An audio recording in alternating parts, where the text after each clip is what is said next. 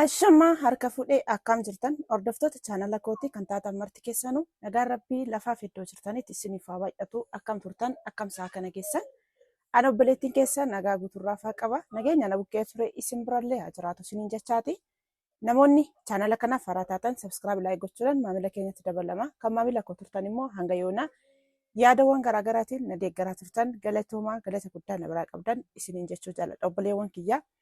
Egaa viidiyoon isiniif dabarsee irratti namoonni baay'een kan gaafis na gaafattan jirtanii kan akkasumas immoo na jajjabeessitanii jabaadhu jettanii toonii sirriitti haamilee naaf taatan baay'een keessan hin jirtanii. Kanaaf warroota gaafii na gaafattaniif immoo deebii isiniif deebisuudhaaf akkasumas immoo waan kam keessatti iyyuu jechuudha waanan irraa hubadhe waanan ofii kootii beeku tokko akka ifa isiniif ta'u gochuu dirqama jechuudha.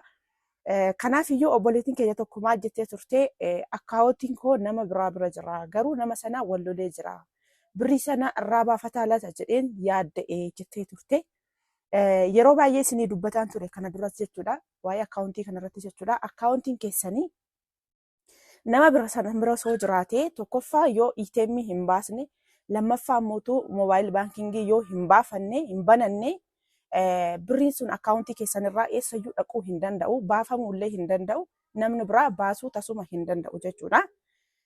Kanaaf maaliif jennaani ATM baastee kaatee ATM sana namni sun mistira sana beekeetuyyuu yoo ATM sun kaardiin sun si harka jiraate abbaa sana harka yoo jiraate baasuu danda'a maallaqa kan keessanaa jechuudha. Yoo mootuyyuu ATM sun si harka jiraate paaspoortumayyuu yoo beeke baasuu hin danda'u maaliif kan eenyummaa kee ibsu waraqaan sun si harka jira waan ta'eef inni itti galee achi paaspoortii sanatti yaamee ka'eeti kan inni baafachuu danda'u jechuudha. Lammaffaan mootuyyuu moobaayilii baankingii mootuu yeroo baay'ee jechuudha mistira keessa yoo beekan maaliif quxurii sana yoo beekanii baafachuu danda'u yookaan birrii sana dabarsuu danda'u kana yoo banattan kana lamaanii jechuudha.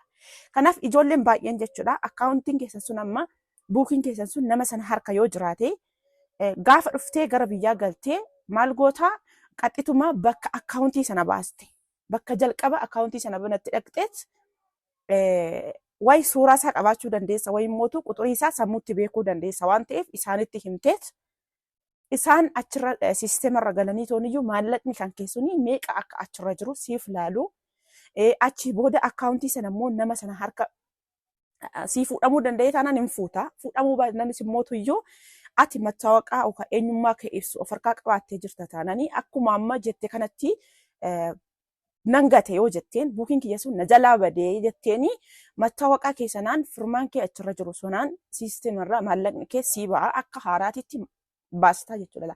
Akka haaraatitti akkaawuntii haaraa baasaniis maallaqa kee duraan siisteemarra jiru sana gara akkaawuntii keetti sii dabarsu malee buukiin kan kee nama biraa bira jiraateedhaaf namni maallaqa irra baasuuf tasumayyuu hin danda'u.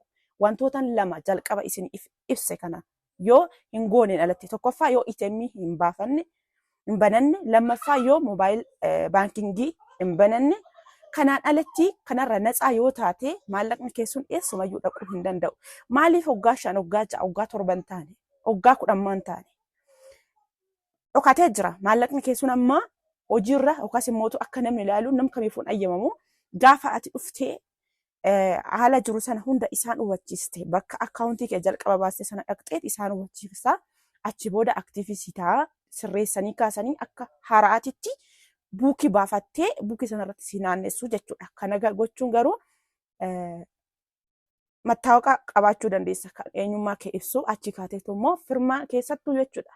Yeroo baay'ee isiniif dubbadheen ture anumti mataa kootiin akkaawuntii koo irratti firmaan koo inni jalqabaa fi firmaan ammaa tokko miti jechuudha. Baay'een harkisaa ture. Dhufeetuuni buukii kan koo aktiivii gochuudhaaf firmaan dogoggoree kanaaf maallaan jedhanii firmaan suni kakee miti kan amma farramtu kuniif kan jalqaba buukii irra jiru tokko miti naan jechaa turan jechuudha.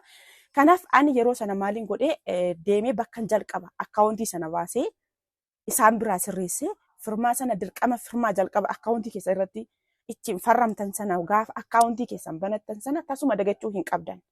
Kanaaf ijoolleen baay'ee gaafii kana wal qabate hin qabdan taanaan ammas rakkoo tokko hin qabu. Amma nu badhetti waan nan beekurraa tokko isaatiin isiniif hima. Kanaaf obboleettiin keenya kuni akkaawuntiin keessuni mucaa sana harka jiraate isaan wal lolteerta maallaqni kee fudhatame jechuu miti jechuudha. Wantoota jalqaba siif ibse kana lamaan yoo hin raawwanne yoo ATM'n kee nama sana harka hin jiraanne yoommoo moobaayil baankingii hin bananne bakka maallaqni kee eessayyuu hin naqu. Garuu kana gooteerta ta'e yookaan immoo moobaayil baankingii banattee jirta haa jennu fakkeenyaaf jechuudha. Banatteerta misxir quxurii keessana hin beeka taananii maallaqa sana mulu baasuu danda'a abbaan sunii jechuudha.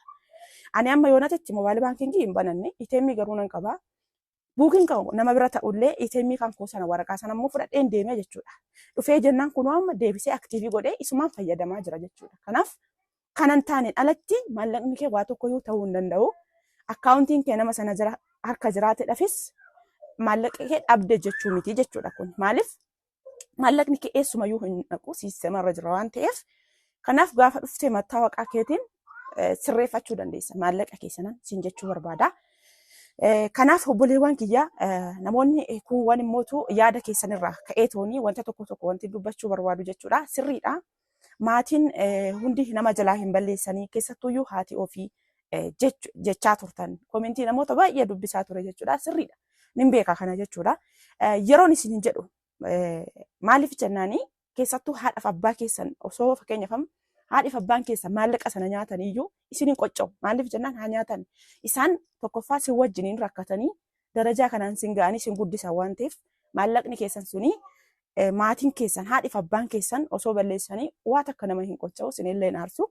An garuu waliigala yeroon isiniin jedhu maaliif akkuma komentii namoota adda addaa irraayyuu barumsa fudhachuu dandeessan jechuudha. Achi teessanii obbolaa keessanis haa ta'u kana hojjedhaame kana godhaa yoo jettanii yoo maallaqa gargaartanii maallaqa kennitanii fi jajjabeessitanii alatti isiniif hojjechuu hin danda'an jechuudha. Isumas yommootu hamma isin tilmaamtanii akka dandeettii keessan yookaan akka haqimii keessanitti hojjettanii baastanii ittiin hojjettan sanatti isiniif yaadanii maallaqa keessan sana isiniif hin qoxxoban. Isa kana wanti nan isiniin jechuu barbaade jechuudha. Maaliif namoonni tokko gaafa mistira isaanii yookaan immoo waan isaan mudate fidanii miidiyaa kanarra oolchanii akka namni biraa immoo ittiin miidhamne rakkoo namni sun seene akka isin hin seenne akka isin irraa barattaniif malee faayidaaf qofaaf isinitti hin fakkaatina. Dhugaan isin hin jedhaan viidiyoo kana gaafa waraabee asirra baasu tarii namni na amanuu dhiisuu danda'a. Viidiyoo darbe kan laaltan kana jechuudha. Waanan isin hin dhoksine dadhabbii waggaa 4 achuma irratti agartanii jirtu. Maaliif lafti suni yeroo sanatti baay'ee gatii rikkaashaan bitame garuu kan gubbaa jiru sanatti mootu maallaqni ba'ee yeroo sanatti osoo lafa akkasiin bita ta'e lafa sana dachaa 4-3 bita ture sinii galee. Kanaaf lafti sun immoo har'a osoo gurgurameeti baay'ee maallaqa guddaallee kabaasuu danda'u iddoo guddaatti illee kan siniif jijjiiramuu danda'u ture jechuudha. An garuu akka sanatti miti yeroo naan jedhan mannis guddaadhuma natti fakkaate akkasumas immoo karoorumaan ani jedhee waan naaf ijaarame natti fakkaate waanuma hundumayyuu nama amanuudha ni amantanii sansanatu kana isinirraan ga'a isiniin jechuu barbaade tananii. Kanaaf walumaa galatti jabaadhaa hojjedhaa. Garuu mootuyyuu maallaqni yeroo kam keessattiyyuu hin qabamusi maallaqa qabnee yookaas immoo lafa kaayyoo keenyaa geenye xumurree gallaan sobaa akkasitti shawwadamina. Hamma qabdanii galaasinii jireenya keessan oofati gaa'ela dhaabaa akkuma nama kamiyyuu dubartiidha. Umuriin keessan isin tara. Dubartiin umurii ishee daangaa qaba.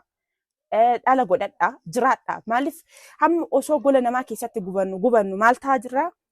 Gallee toonii jireenya hawwine sanas hin jiraannu. Waan boru maallaqaan bituun hin danda'amne illee waa baay'een kan nu jala darbaa jiru nutti mul'atu sa'aatii sanatti jechuudha.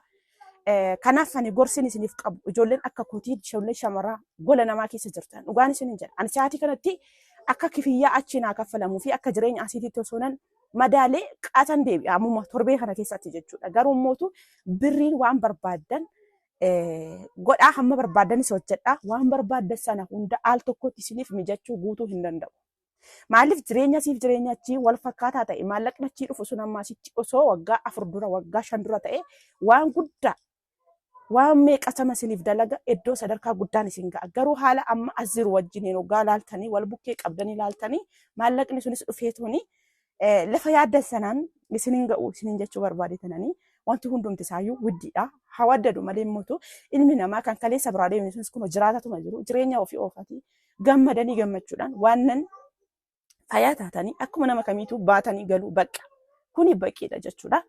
Kanaaf kan kanarraa hafe gaafii biraallee hin qabdan taanan rakkoo tokko qabu isiniif hin deebisaa. Komintii jala naaf kaa'uun dagatinaa turtii gaariin isiniin jedha. Viidiyoon keenya har'aa isuma kana fakkaata baay'een